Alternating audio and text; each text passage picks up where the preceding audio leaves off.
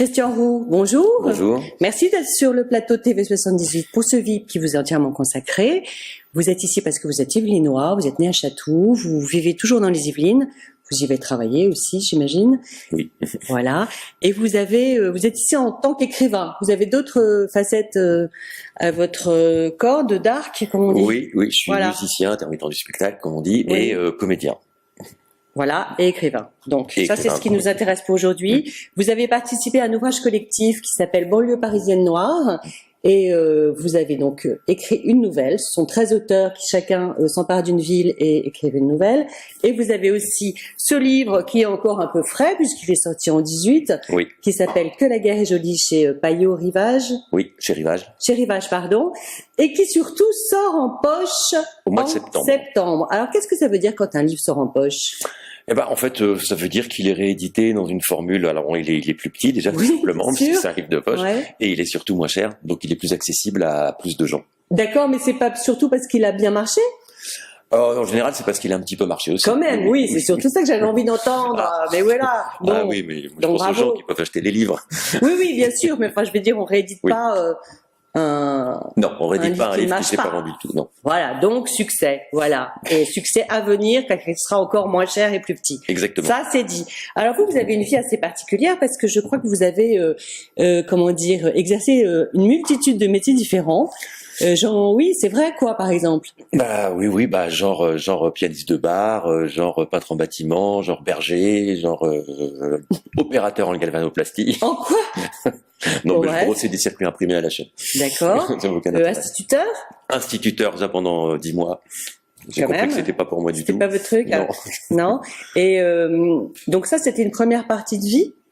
Oui, c'était en fait simplement à partir depuis l'âge de 18 ans, je me débrouille pour vivre. Voilà. Donc, en fait, à un moment, faut trouver des solutions. Parce que vous vous destinez à la musique, je crois. Vous avez fait des études de musique. Oui, en gros, je me destinais à la musique. J'ai eu un bac à 6 musique, mais c'est tout. Mes études se sont arrêtées là. Tout le reste. Vous n'avez pas continué les études de musique après? Non.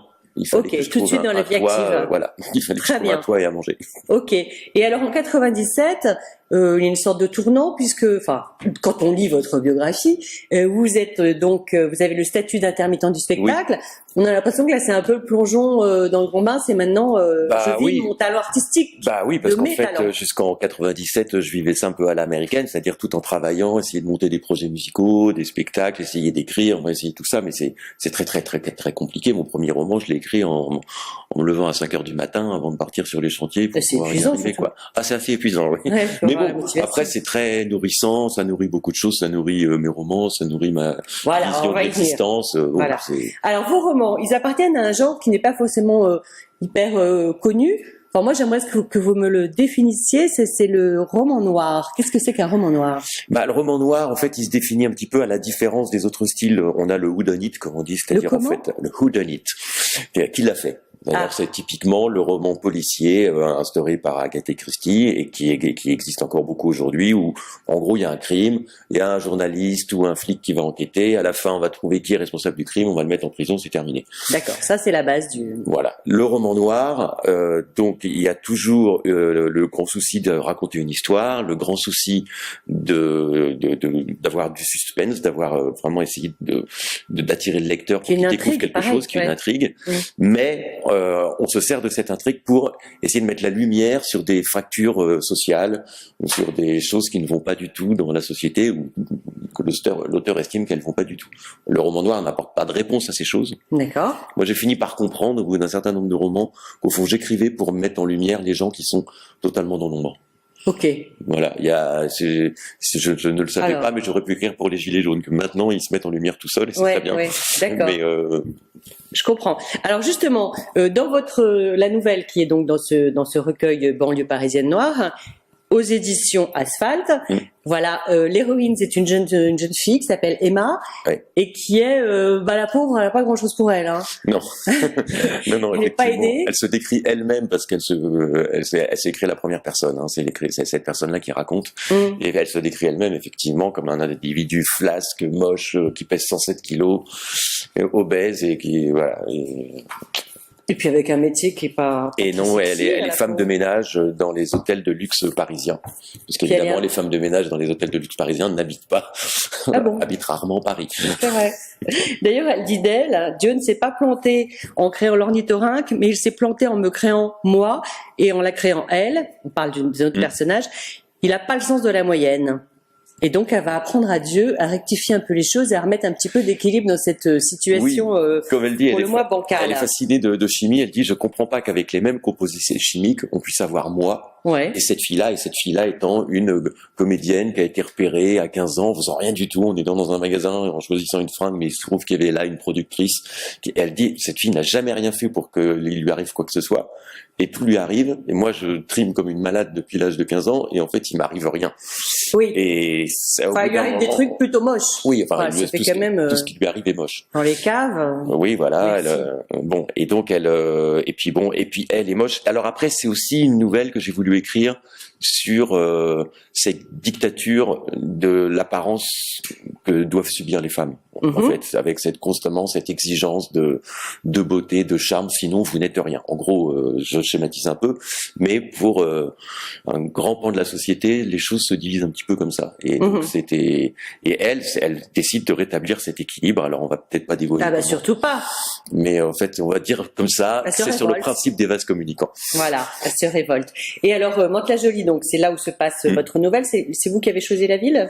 En fait, le projet de l'éditeur était que ce soit des auteurs qui vivent dans une ville de banlieue qui écrivent sur cette banlieue. D'accord. Voilà, moi j'habite Mantes-la-Jolie, enfin j'habite Limay, qui est la ville limitrophe. D'accord, donc c'est pour ça. J'habite Mantes-la-Jolie, j'ai fait mes courses au Val-Forêt, donc je parle, voilà. Ok, donc en fait c'est le but de cette collection, c'est d'aller, enfin pour ce livre-là, c'est d'aller voir un petit peu de l'autre côté du périph, ce qui se passe, et de montrer aussi la beauté de villes qu'on ne soupçonne pas forcément. Exactement. Voilà, donc Mantes-la-Jolie, c'est pas une blague. Mantes-la-Jolie, c'est joli. Eh ben, il y a des côtés qui sont jolis, il y a des côtés qui sont moches. Mantes-la-Jolie, c'est une dernière ville qui a été bombardée vers Paris en partant de la Normandie, donc pour bombarder les ponts.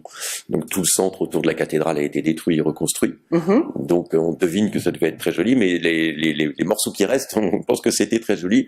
Puis bon, au fil des ans, les arbres ont repoussé, etc. Oui, la végétation. C'est une ville plutôt assez jolie, moi je trouve plutôt agréable à vivre, dans laquelle il y a des coups à café ouverts le soir jusqu'à 2h du matin. C'est pas le coin paumé perdu. Oui, c'est pas que le Val-Forêt.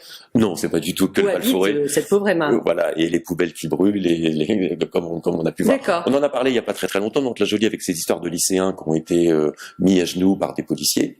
Ah oui, c'était là. Et c'était à Mantes-la-Jolie, à Saint-Exupéry, dans le Val-Forêt. D'accord. Et aussi, comment dire, on voit aussi un problème qui est assez récurrent, je pense, dans ce genre d'endroit, c'est que les gens vous dites que les gens se ghettoisent tout seuls, s'interdisent l'accès. Oui, c'est un petit peu. Alors c'est évidemment pas vrai pour tout le monde, mais il y a effectivement ce sentiment que.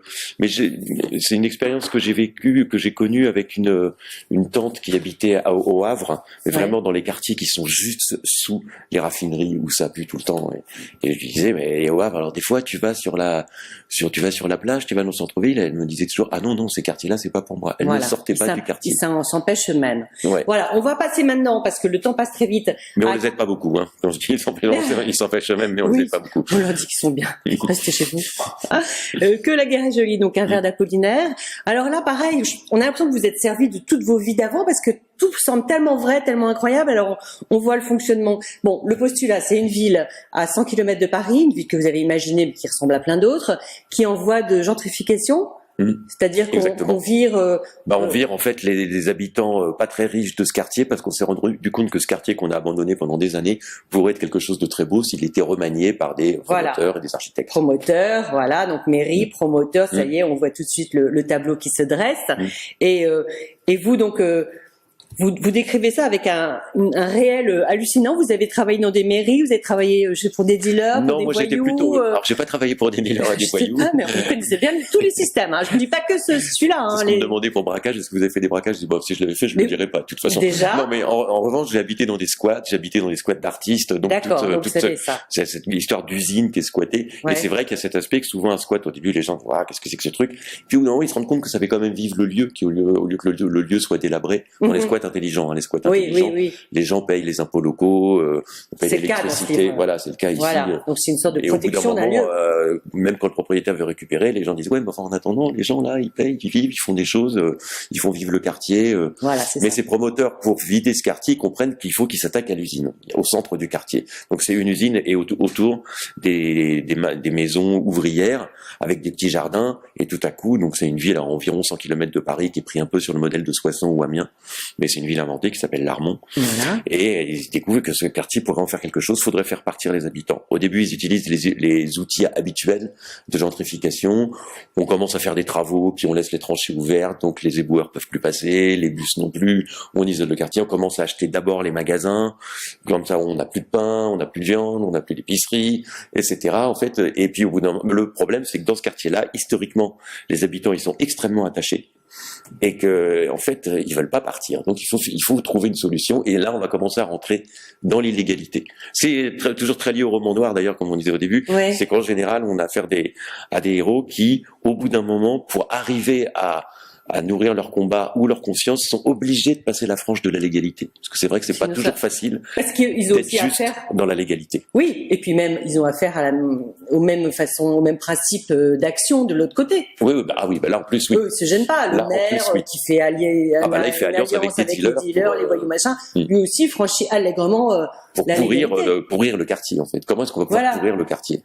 Et donc vous avez une multitude de personnages. Puis après en filigrane aussi, on voit la question de l'enfant, parce que une des héroïnes du livre, ou l'héroïne, je sais pas comment vous dites. Une des héroïnes. Une des héroïnes, Élise, elle se pose la question, elle est enceinte. Après, est-ce que c'est une bonne idée? Voilà, son copain Marco veut absolument avoir un enfant. À la fin au moment de la part du roman, elle a dit oui. Elle est enceinte depuis 3 mois, et son compagnon. Alors elle, comme elle rentre dans la lutte contre la mairie, son compagnon trouve ça assez remuant. Elle est un peu s'inquiète. Une taupe, elle. Et elle dit mais non, mais moi je veux continuer à vivre. Et c'est vrai qu'elle a une position que j'entends dire de certaines femmes dire et qui n'est pas toujours entendue. Elle dit non, arrête de me dire c'est extraordinaire d'avoir un enfant, je vais l'aimer, j'en sais rien, je le connais pas, ce sera peut-être pas extraordinaire. Le nombre de couples autour qui se séparent après qu'ils aient eu un enfant, c'est quand même, il y en a beaucoup. Arrête de dire c'est merveilleux. Ce qui est sûr, c'est que avant l'enfant et après l'enfant, on n'aura plus du tout la même vie. Est-ce qu'on s'aimera encore dans cette nouvelle vie? Est-ce que ça vaudrait le coup? Sa grande inquiétude à elle, c'est ça. Ouais. Oui. Et ben, lisons le livre pour savoir la suite. Oui. Parce que l'émission est terminée. Donc, vous mettez avec un talent hallucinant dans la peau des femmes, des hommes, des dealers, de tout le monde. Bravo. Parce que c'est très, très, très prenant. Et noir et pas si noir. Enfin, c'est un voyage. Bon, merci beaucoup. Merci Christian Roux. À bientôt pour d'autres romans. Avec plaisir. Voilà.